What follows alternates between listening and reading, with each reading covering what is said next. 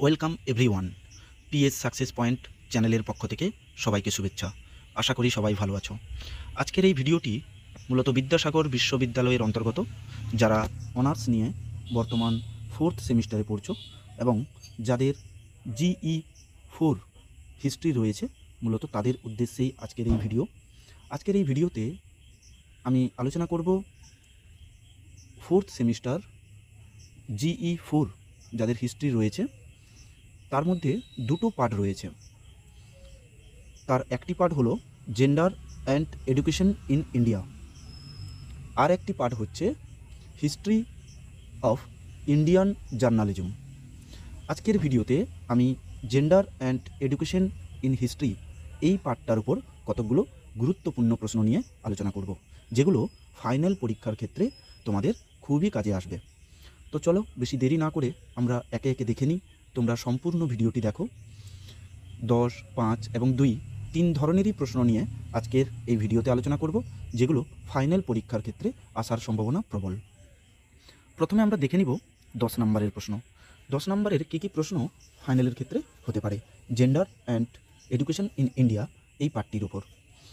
আমি সাজেশন হিসেবে 10 নম্বরের প্রথম প্রশ্ন দিয়েছি, প্রাক ঔপনিবেশিক ভারতে নারী শিক্ষার ইতিহাস রচনা সম্বন্ধীয় প্রবণতা বিষয়টি সংক্ষেপে আলোচনা করো। 2 নম্বর প্রশ্ন দিয়েছি, ভারতে নারীদের ক্ষমতায়নে সাফল্য, চ্যালেঞ্জ ও ভবিষ্যৎ ব্যবস্থাপনা বিশ্লেষণ করো। প্রত্যেকটি প্রশ্ন ভীষণ ইম্পর্টেন্ট। 3 নম্বর প্রশ্ন দিয়েছি, স্বাধীন ভারতে নারী শিক্ষা বিস্তারের জন্য সরকারি প্রকল্পগুলি পর্যালোচনা করো। 4 নম্বর প্রশ্ন দিয়েছি, প্রাক ঔপনিবেশিক পাঞ্জাবে নারী শিক্ষার অবস্থা কীরূপ ছিল। 5 নম্বর প্রশ্ন দিয়েছি, জেন্ডার এবং সংস্কৃতি কিভাবে পরস্পর সম্পর্কযুক্ত তা বিশ্লেষণ করো এবং জেন্ডার ইস্যুর ক্ষেত্রে এদের শিক্ষাগত তাৎপর্য ব্যক্ত করো। 6 নম্বর প্রশ্ন দিয়েছি, 19 শতকে বাংলায় সমাজ সংস্কার ও নারী শিক্ষার মধ্যে সম্পর্ক আলোচনা করো। 7 নম্বর প্রশ্ন দিয়েছি, নারী ক্ষমতায়নের সঙ্গে নারী শিক্ষার যোগসূত্র তুমি কিভাবে ব্যাখ্যা করবে। 9 নম্বর প্রশ্ন দিয়েছি, স্বাধীনতা উত্তরকালে নারী শিক্ষার সমস্যাগুলো আলোচনা করো।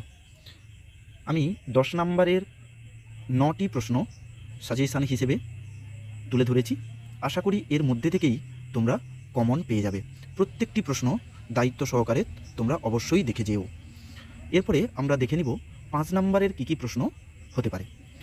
5 নম্বরের প্রথম প্রশ্ন সাজেশান হিসেবে দিয়েছি, ঔপনিবেশিক কালে নারী শিক্ষা প্রসারে বেথুন সাহেবের অবদান বিশদে আলোচনা করো। 2 নম্বর প্রশ্ন দিয়েছি, 19 শতকে নারী শিক্ষা প্রসারে খ্রিস্টান মিশনারিদের ভূমিকা আলোচনা করো। 3 নম্বর প্রশ্ন দিয়েছি, তুমি কি মনে করো মধ্যযুগের ভারতে নারী শিক্ষা সমাজ গঠনের জন্য যথোপযুক্ত ছিল বা যথাযথ ছিল। 4 দাগে প্রশ্ন দিয়েছি, ভারতীয় মহিলাদের সমশিক্ষার সুযোগ কী ছিল। বেদের মতে এই শিক্ষার সুযোগটি উল্লেখ করতে হবে, কেমন ছিল। 5 দাগে প্রশ্ন দিয়েছি, টিকা লেখো আঞ্চলিক ভাষায় মহিলাদের শিক্ষা। এই প্রশ্নটিও ভীষণ ইম্পর্টেন্ট। 6 দাগে প্রশ্ন দিয়েছি, ভারতে নারীদের আর্থসামাজিক উন্নয়নে বেসরকারি সংস্থাগুলির ভূমিকা কী ছিল। 7 দাগে প্রশ্ন দিয়েছি, ভারতে প্রযুক্তিগত শিক্ষায় নারী নথিভুক্তিকরণের নিবারকগুলি কী ছিল। 8 দাগে প্রশ্ন দিয়েছি, ঔপনিবেশিক যুগে ভারতে শিক্ষার মূল বৈশিষ্ট্যগুলি কী ছিল। 9 দাগে প্রশ্ন দিয়েছি, ভারতে বৃত্তিমূলক শিক্ষার সুবিধা কী কী। 10 দাগে প্রশ্ন দিয়েছি, ভারতে মহিলাদের সাক্ষরতার ক্ষেত্রে তারতম্যের কারণগুলি কী ছিল। 11 দাগে প্রশ্ন দিয়েছি, ঔপনিবেশিক যুগে বিজ্ঞান ও চিকিৎসা বিজ্ঞানের ক্ষেত্রে মহিলাদের অবস্থা কীরকম ছিল, অথবা টিকা হিসেবে আসতে পারে চন্দ্রমুখী বসু ও কাদম্বিনী গাঙ্গুলি। তো এই দুজনের নামে টিকা আসতে পারে, চন্দ্রমুখী বসু ও কাদম্বিনী গাঙ্গুলি। আবার চিকিৎসা বিজ্ঞানে এনাদের অবদানও আসতে পারে। তো এই দুটো প্রশ্ন উত্তর কিন্তু একই হবে, শুধু বিজ্ঞানটাকে যদি বাদ দিয়ে দেওয়া হয়। 12 দাগের প্রশ্ন দিয়েছি, ভারতে নারী শিক্ষার ক্ষেত্রে পরিবেশগত ও কাঠামোগত অন্তরায়গুলো চিহ্নিত করো। 5 নম্বরের সাজেশান হিসেবে আমি এই 12টি প্রশ্ন তোমাদের কাছে তুলে ধরেছি। প্রত্যেকটি প্রশ্ন ভীষণ ইম্পর্টেন্ট, অবশ্যই তোমরা প্রত্যেকটি প্রশ্ন পড়ে যেও। আশা করি এর মধ্যে থেকেই তোমরা কমন পেয়ে যাবে। এরপরে আমরা দেখে নিব 2 নম্বরের কী প্রশ্ন হতে পারে। 2 নম্বরের প্রশ্ন আলোচনা করার আগে তোমাদেরকে বলি, বেশিরভাগ 2 নম্বরের প্রশ্ন 5 এবং 10 যে প্রশ্নগুলো দিয়েছি তার মধ্যে থেকেও কিন্তু আসতে পারে। তাছাড়াও আমার যে সমস্ত প্রশ্নগুলো মনে হয়েছে ইম্পর্টেন্স 2 আসতে পারে, সেই প্রশ্নগুলো আমরা একে একে দেখে নিব। 2 নম্বরের প্রথম প্রশ্ন সাজেশান হিসেবে দিয়েছি, ভারতে নারী শিক্ষার গুরুত্ব কতখানি ছিল। নারী শিক্ষার উদ্দেশ্যও তোমরা পড়ে নিও। 2 নম্বর প্রশ্ন দিয়েছি, নারী শিক্ষার প্রধান বাধাগুলি কি কি ছিল। 3 নম্বর প্রশ্ন দিয়েছি, মধ্যযুগের ভারতে নারী শিক্ষার অবস্থা কেমন ছিল। 4 নম্বর প্রশ্ন দিয়েছি, ভারতে মহিলাদের অবস্থার উন্নয়নে সমাজ সংস্কার আন্দোলনের অবদান কতখানি ছিল। 5 দাগে প্রশ্ন দিয়েছি, নারী শিক্ষার জন্য কাঠামোগত সুযোগ সুবিধা কেন গুরুত্বপূর্ণ ছিল। 6 দাগে প্রশ্ন দিয়েছি, লিঙ্গ বৈষম্য হ্রাস করার জন্য সরকার থেকে কি কি পদক্ষেপ নেওয়া হয়েছিল। 7 দাগে প্রশ্ন দিয়েছি, সমাজে লিঙ্গ অসাম্য কমানোর জন্য সাক্ষরতার ভূমিকা কী ছিল। 8 দাগে প্রশ্ন দিয়েছি, নারীদের ক্ষমতায়নের অর্থ কী। 9 দাগে প্রশ্ন দিয়েছি, পিতৃতন্ত্র কী। 10 দাগে প্রশ্ন দিয়েছি, মানুষের লিঙ্গ চেতনা কী। 11 দাগের প্রশ্ন দিয়েছি, তৃতীয় লিঙ্গ কী। 12 দাগের প্রশ্ন দিয়েছি, লিঙ্গ পক্ষপাতিত্ব কী।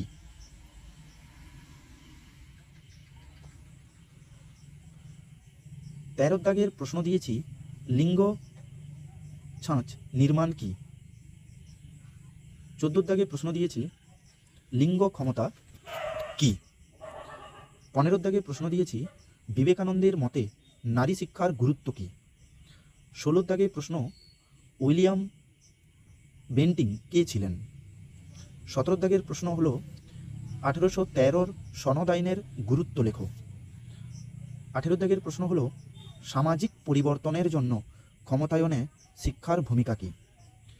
19 দাগের প্রশ্ন হলো, মানবাধিকার শিক্ষা কী। 20 দাগের প্রশ্ন হলো, মেকলি মিনিট কী।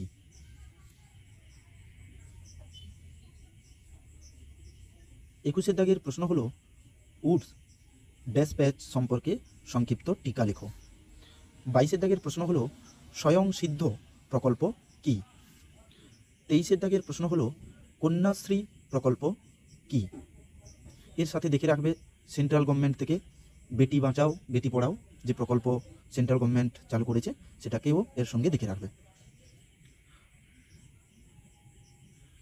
24 দাগের প্রশ্ন হলো, মহিলাদের শিক্ষা গ্রহণের জন্য কি কি উপাদান প্রভাবিত করেছিল।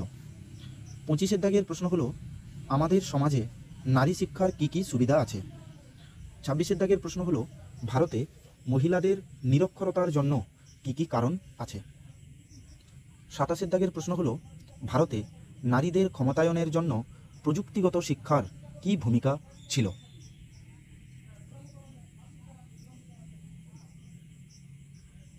28 দাগের প্রশ্ন হলো, নারী শিক্ষা বিস্তারে বেথুন সাহেবের কতখানি ভূমিকা ছিল। এই প্রশ্নটি বেথুন সাহেবের ভূমিকা এটা 5 নম্বরেরও সাজেশানে দিয়েছি, ওর ভেতর থেকে তোমরা 2 লিখতে পারবে। 29 দাগের প্রশ্ন দিয়েছি, নারী শিক্ষা বিস্তারে রাজা রামমোহন রায়ের কতখানি ভূমিকা ছিল। 30 দাগের প্রশ্ন দিয়েছি, নারী শিক্ষা বিস্তারে বিদ্যাসাগরের কতখানি ভূমিকা ছিল।